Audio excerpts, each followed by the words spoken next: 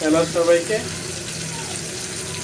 আজকে আমাদের দুপুরের আয়োজনে আছে ইলিশ, সাথে কাঁচকলা আলু। ইলিশটা হালকা করে ভেজে নিতে হবে, তারপরে কাঁচকলা আলু দিয়ে রান্না হবে, আপনাদেরকে দেখাবো। আগের যুগে ইলিশ মাছ থাকলে তো হইতে হালকা করে মশলা দিয়ে নিতে হবে, পেঁয়াজ কুচি, যেহেতু ইলিশ মাছে মশলা কম লাগে। হালকা করে স্বাদ মতো হলুদের গুঁড়া, মরিচের গুঁড়া, লবণ দিতে হবে।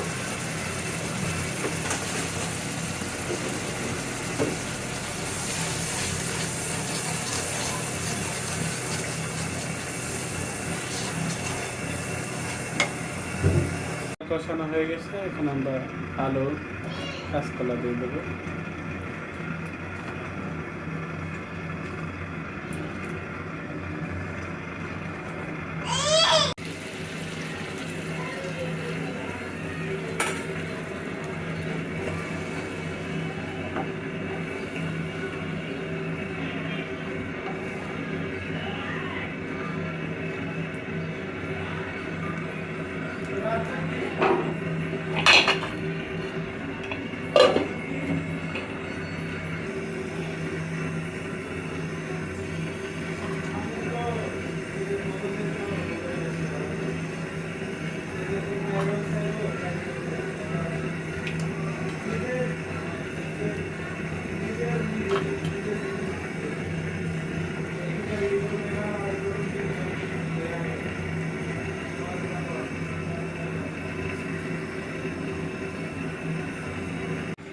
অবশেষে আমাদের রেডি হয়ে গেছে কলা দিয়ে ইলিশ মাছ বোনা।